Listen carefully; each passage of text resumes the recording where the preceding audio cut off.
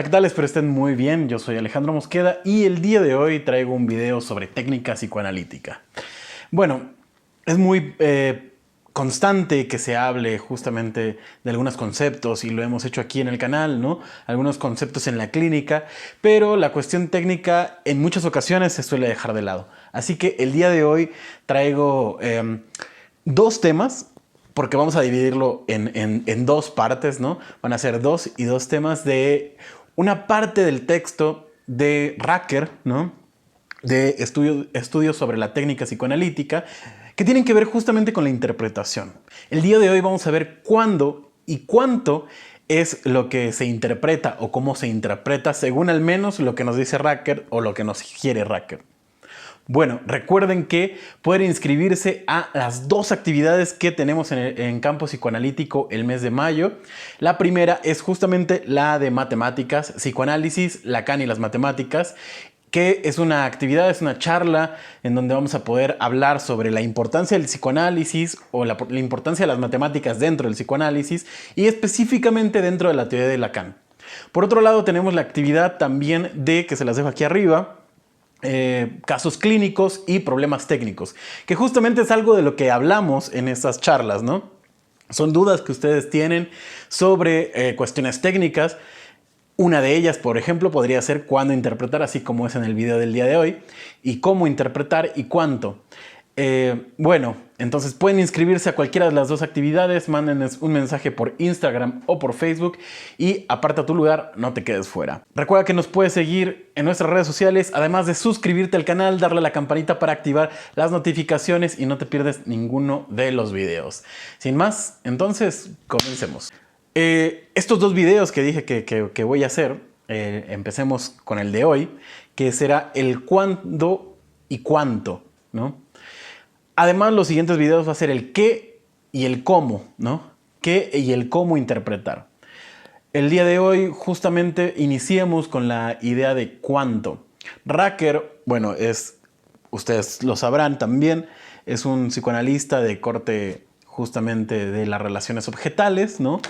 Y nos va a ir mencionando algunas ideas justamente tanto de las relaciones objetales como de Freud para saber el cuándo y cuánto interpretar.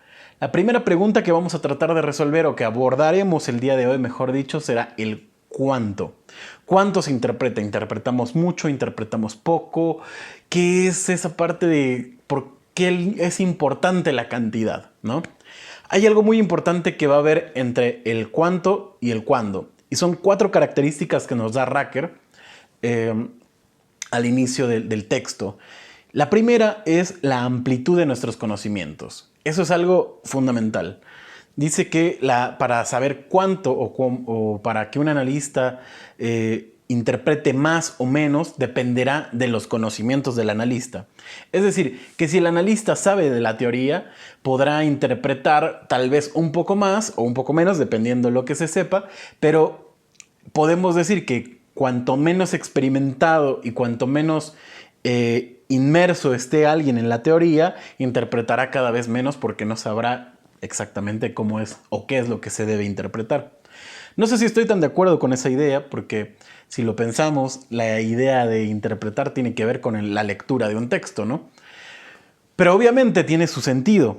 ¿Por qué? Porque si no sabemos esto de antemano, entonces no sabremos cuándo hacerlo, ¿no? Y es algo que acompaña a muchos analistas en el cuánto es lo que tenemos que interpretar, ¿no?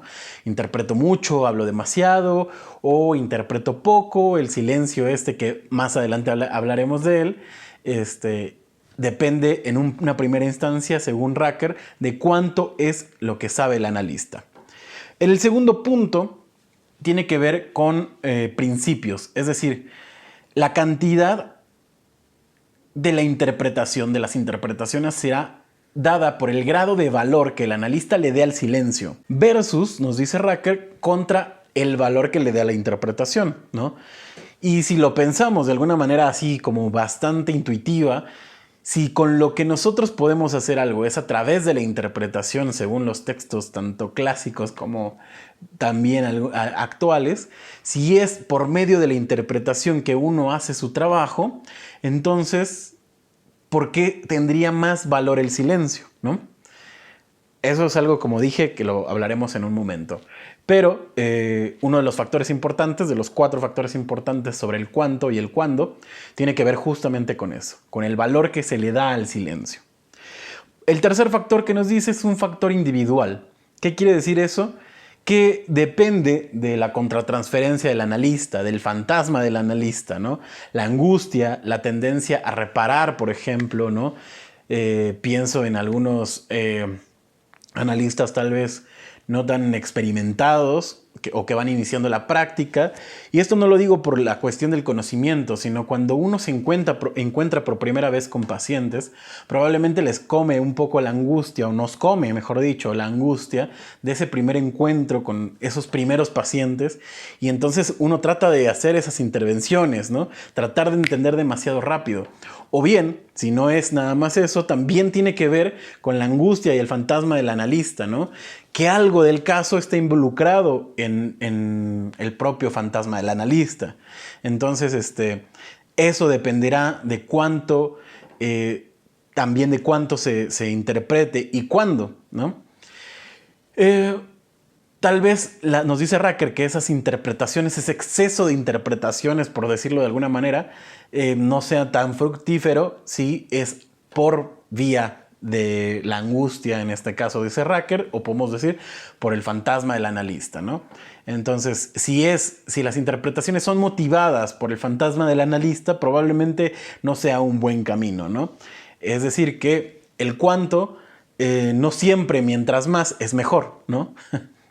Ahora bien, el cuarto factor que nos dice Racker tiene que ver con, él lo llama el factor genealógico. ¿A qué llama Racker el factor genealógico? Es justamente lo que tiene que ver con su propio análisis, con el propio análisis del analista. Entonces, dice Racker que en el análisis didáctico e incluso en el control de casos dependerá si su analista interpretó mucho o interpretó poco, que hará que el analista actual, ¿no? Interprete más o menos. No sé si estoy tan de acuerdo con esa idea, pero es posible, ¿no? Si uno piensa que va a practicar como practica con su analista, como fue su análisis didáctico, mejor dicho, pues bueno, no creo que así deba de trabajarse exactamente. Por eso, desde mi punto de vista, primero está la teoría, más allá del análisis personal, que obviamente el análisis personal también es valioso y creo que también sirve dentro de la formación, no como un factor necesario, como lo he dicho en otros videos, sino como un factor, como un plus, ¿no? Que puede haber. Pero, bueno, ese es el cuarto factor que nos dice Racker, que dependerá entonces de qué tanto su análisis del analista cómo se haya llevado, ¿no? Qué tanto se haya interpretado o no. Y bueno, después de estos factores que nos dice Racker, también nos menciona como, bueno, ¿y qué nos dice Freud, ¿no? ¿Qué nos hereda Freud dentro de la teoría? Y nos dice lo siguiente: Freud interpreta constantemente, hace interpretaciones detalladas y a veces muy extensas. Habla más o menos tanto como el paciente y la sesión es un franco diálogo. Entonces, para aquellos analistas que están como muy silenciados y que se les llama como, al menos lo señala Racker, ¿no? Los analistas clásicos, ¿no? O más ortodoxos, podemos ver que Freud no era nada clásico como se podría entender, o al menos como Racker lo dice en el texto, ¿no? Racker menciona de los analistas clásicos como estos que no hablan demasiado. Y creo que es un fenómeno que más bien, no sé si es de los clásicos o de los lacanianos, ¿no? Muchos analistas lacanianos interpretan poco, hablan demasiado poco, o muy poco, mejor dicho, ¿no? Entonces, lo que menciona Racker como analistas clásicos, yo más bien diría que son analistas lacanianos los que se han llevado o se han ido más por ese camino que por la interpretación, desgraciadamente, ¿no? Y bueno, como vemos, ni siquiera el mismo Freud, donde a veces se pueden excusar, ni el mismo Freud lo hacía, ¿no? Basta para justamente leer sus casos en donde él muestra cómo trabajaba y muestra todas las interpretaciones que éste hacía y todas las intervenciones que él llevaba a cabo. Ahora, me gustaría compartir algo más que dice Racker. Dice, Freud no era un analista clásico. Un poco más adelante dice, tal vez alguien señale que estas sesiones datan de antes de 1905-1909 y afirmen que más tarde Freud haya cambiado su técnica. Sin embargo, no conozco ninguna palabra de Freud que autorice tal afirmación y que señale tal cambio, ninguna expresión que indique que Freud se haya retractado de este aspecto, que haya pensado que este proceder no haya sido bueno y que más tarde haya actuado de forma diferente.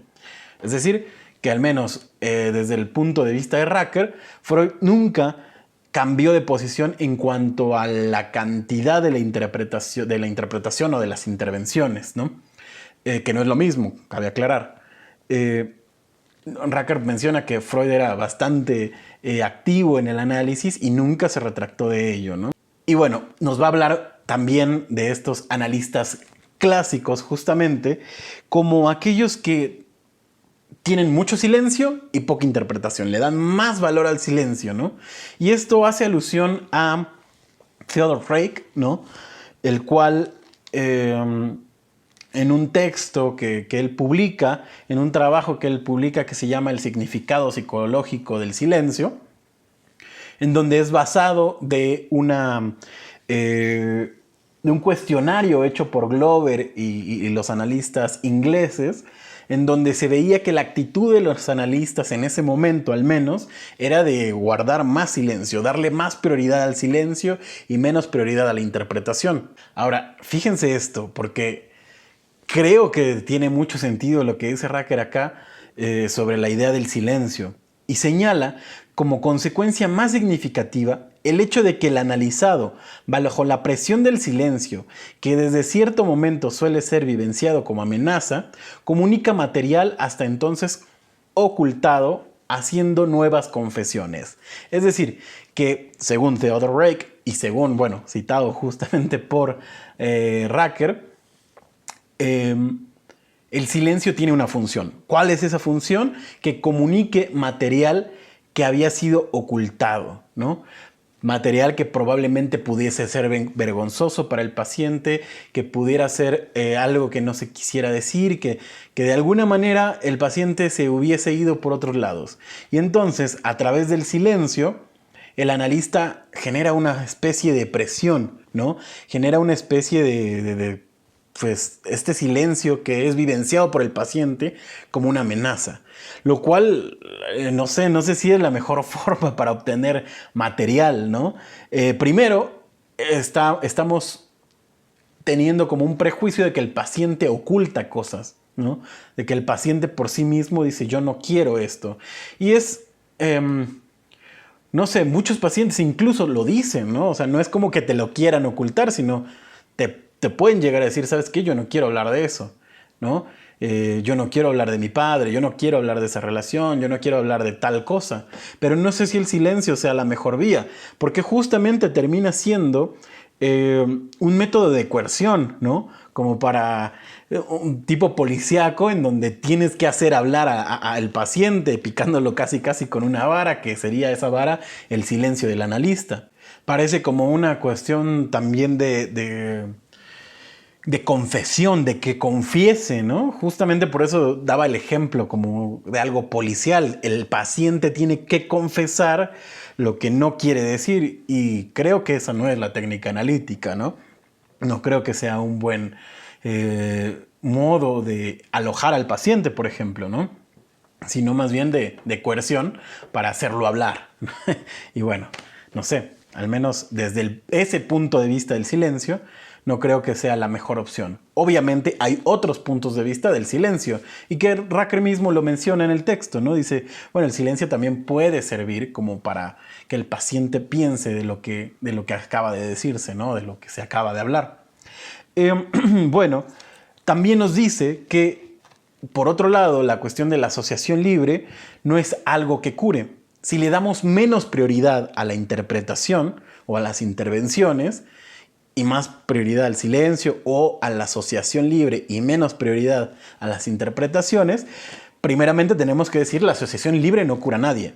¿no? Y esto lo dice el mismo Freud también, ¿no? Es el medio por el cual obtenemos la información, por el cual obtenemos el texto del paciente, pero no es lo que cura. La asociación libre no cura, ¿no? Si fuese así, bastaría con hablarle a un espejo, con hablarle a la pared, con hablar con amigos, para que el paciente se curara, ¿no? Entonces, si lo que cura es la interpretación del analista, ¿por qué hacer menos la interpretación y darle más valor al silencio, ¿no?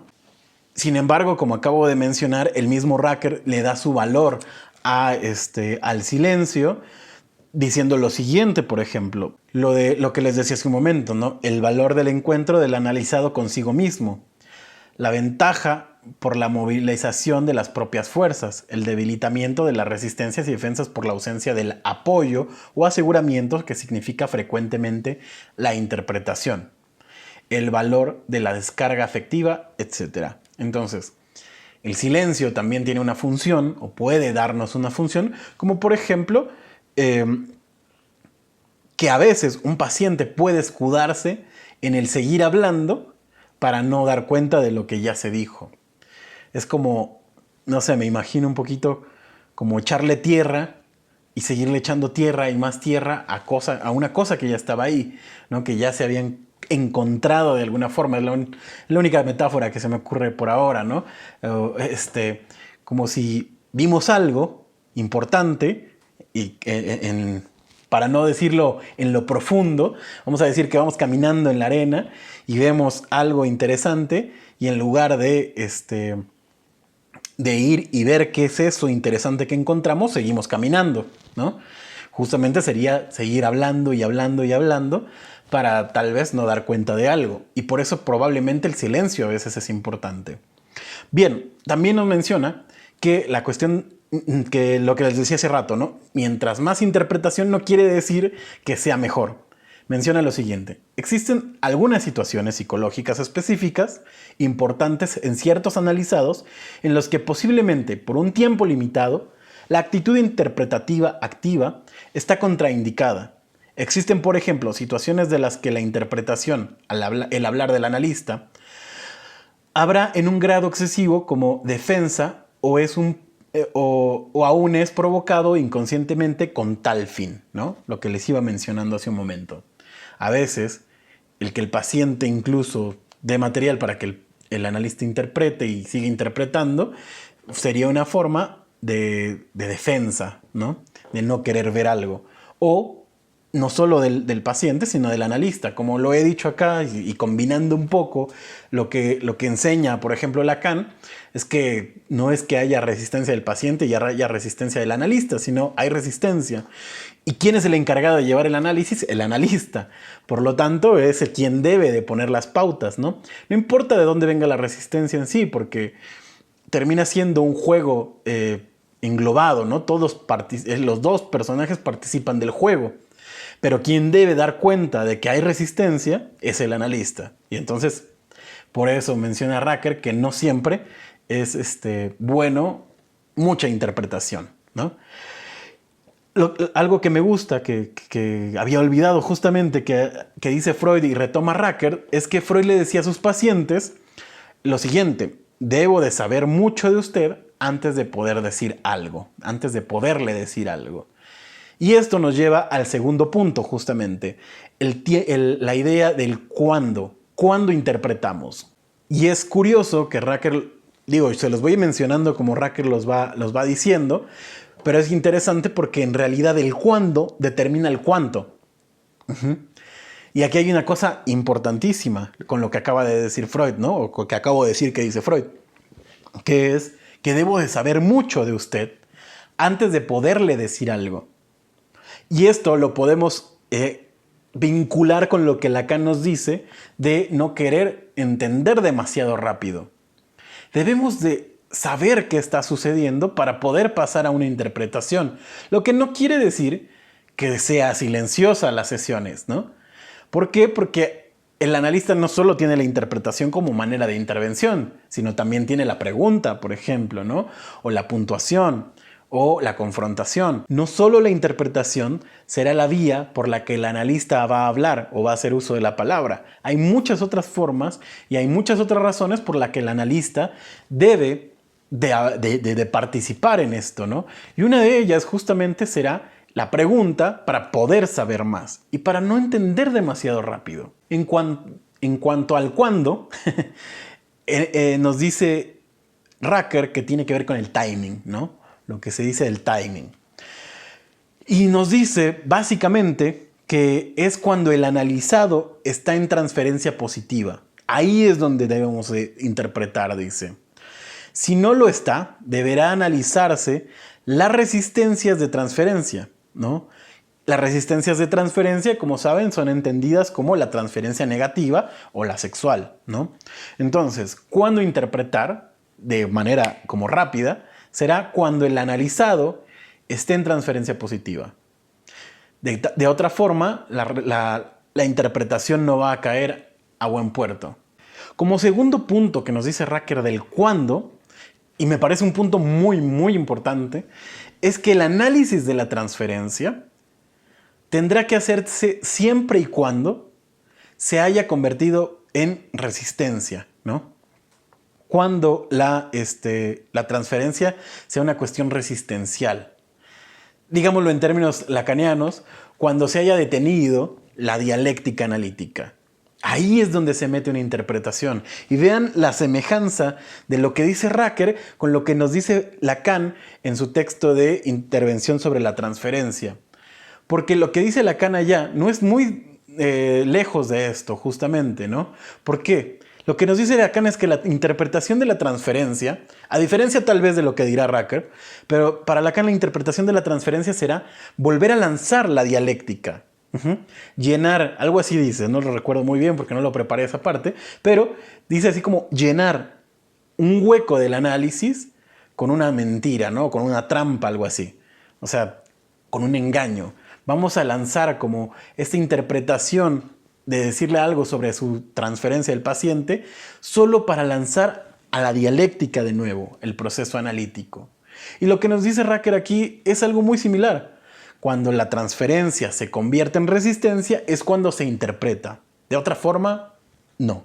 Y por último, nos dice Rucker, los extremos, ahora hablando de nueva cuenta de los silencios y el exceso de interpretación, nos dice, los extremos son, también aquí, por un lado, el analista silencioso, que tiende a dejar correr al analizado y selecciona muy cuidadosamente el momento oportuno para la interpretación, y por el otro lado, el analista que considera que en principio y potencialmente todo momento es oportuno, ya que todo momento contiene un punto de urgencia o un punto patológico, es decir, de angustia y defensa, formando todos estos puntos una línea que suele llamarse el hilo de la sesión.